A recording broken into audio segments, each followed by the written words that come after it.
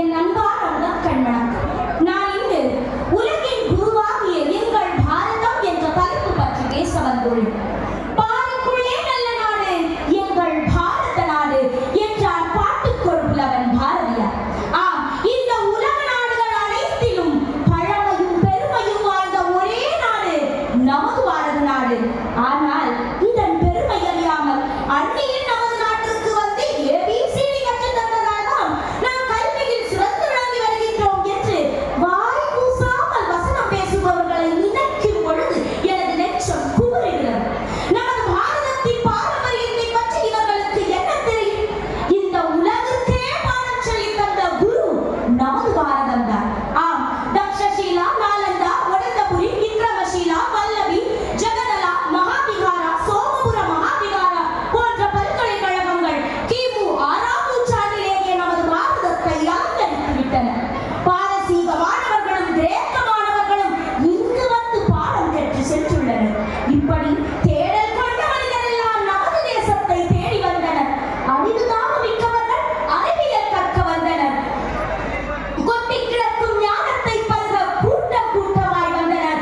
நமது செல்வத்தையும் செழிப்பையும் பார்த்து கொள்ளையடிக்கவும் வந்தனர். இப்படி கல்வியையும் செல்வத்தையும் விஞ்ஞானத்தையும் மெய்ஞானத்தையும் இந்த உலகிற்கு வாரி வாரி வழங்கி இந்த உலகிற்கே குருவாக விளங்கியது நமது பாரத நாடு. அன்பானவர்களே, விஞ்ஞானி கண்டது ராக்கெட், மெய்ஞானி கண்டதோ விபூதி பாக்கெட் என்று நமது ரிஷிகளையும் முனிவர்களையும் ஞானிகளையும் கேலி செய்தனர். ஆனால் அதே ரிஷிகளும் முனிவர்களும் ஞானிகளும் கண்டுபிடித்த அற்புதமான கண்டுபிடிப்புகளை தான் இன்று வெளிநாட்டு விஞ்ஞானிகள் நமது சாஸ்திரங்களின் மூலம் கண்டுபிடித்துவிட்டு தாங்கள் தான் கண்டுபிடித்தோம் என்று ஸ்டிக்கர் ஒட்டி பெயர் வாங்கி வருகின்றனர். நமது இதிகாசங்களையும் புராணங்களையும் கட்டுக்கதைகள் என்று கூறியவர்களுக்கு இன்றைய ஆராய்ச்சி முடிவுகள் அது கதை அல்ல, உண்மை என்று நிரூபித்துக் கொண்டே வருகிறது. அன்பானவர்களே, அர்த்த சாஸ்திரம் முதல் பால சாஸ்திரம் வரை இந்த உலகில் அனைத்திற்கும் குருவாக விளங்கியது நமது பாரத நாடு. எப்படி தெரியுமா? 1 முதல் 9 வரையுள்ள ஒற்றை இலக்கிய எண்ணை கண்டுபிடித்துவிட்டு அதன் பின் எப்படி எழுத வேண்டும் என்று அறியாமல் இந்த உலகமே திணறிய பொழுது நமது பாரதத்தை சார்ந்த ஆரியப்பட்டர் 0 என்ற ஒன்றை கண்டுபிடித்து அதன் மூலம் 10, 100, 1000 என எத்தனை எண்ணையும் எழுதி காட்ட முடியும் என்று நிரூபித்தார். ஆம், ஆரியப்பட்டரின் 0 தொடங்கி ராமானுஜரின் தொடர்பின்னம் வரை இந்த உலகிற்கு கணிதவியலின் குருவாக விளங்கியது நமது பாரத நாடு.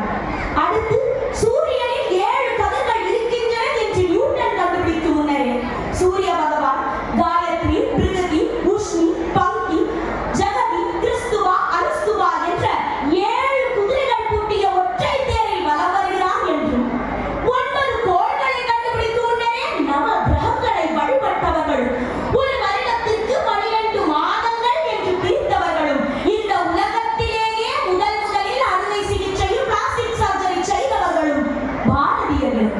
இது மட்டுமா? கடல் நீர் ஆவியாகி மேகமாகி மழையாய் பொழிகிறது என்ற விஞ்ஞான உண்மையை ஆழிமழை கண்ணா ஒன்றும் நீ கைத்தரவே ஆழியுள் புக்கு முகத்து கொடார் தேறி ஊழி முதல்வன் உருவம் போல் மெய்கருத்து பாழியம் தோளுடை பத்மநாபன் கையில் ஆழி போல் மின்னி வலப்புரி போல் நீ சதுர்ந்து தாழாதே சார்ந்தும் தைத்த சரமழை போல் என்ற பாசுரம் மூலம் அன்றே அழகாக விளக்கிவிட்டாள் ஆண்டாள் நாச்சியார்.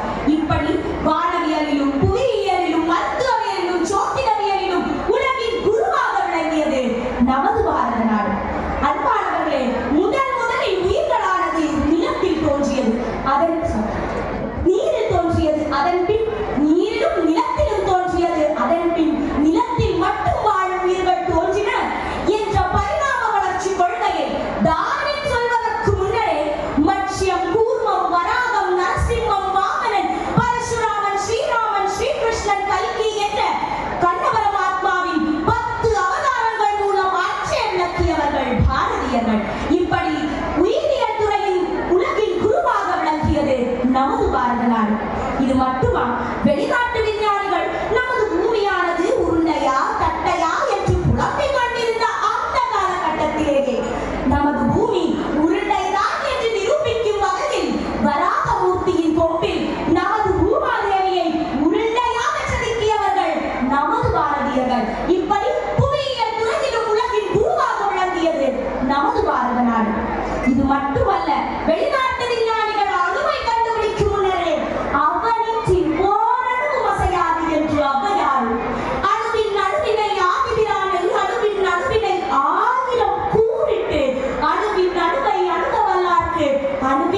அணுகலை அணுகலுமாவே என்று அணுவை பிளக்கவும் முடியும் என்று அன்றே கூறிவிட்டார் திருமூலர்.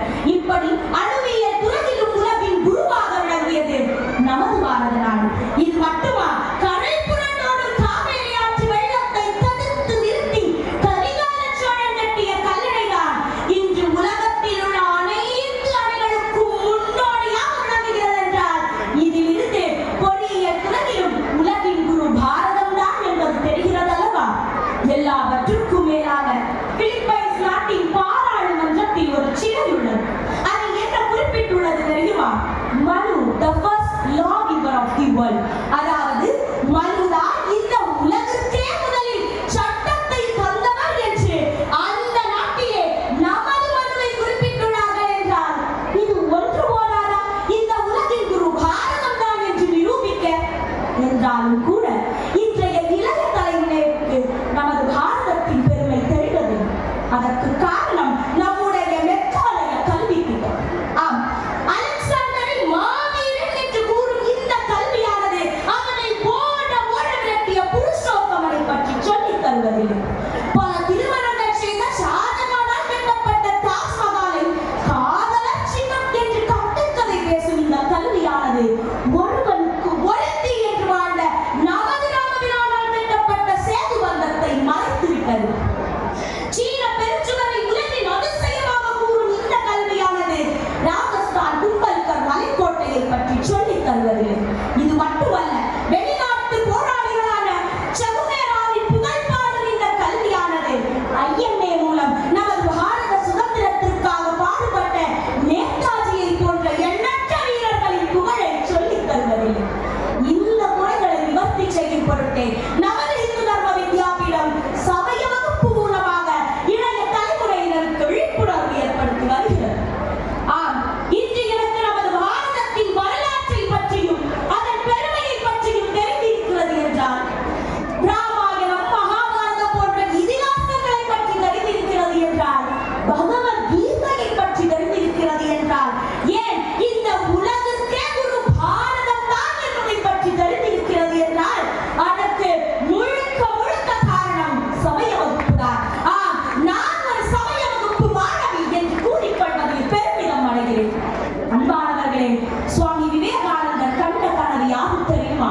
குணாதர அன்னை மீண்டும் எழுந்துவிட்டார், தனது அருகலையில் அமர்ந்து விட்டார். முன்பு கண்டிராத வண்ணம் புகழ் சிறப்புடன் அமைதியும் சாந்தமும் நிறைந்த மொழிகளால் உலக மக்களுக்கு ஆன்மீக உரையாற்றுகிறாள். ஆம், சுவாமிஜி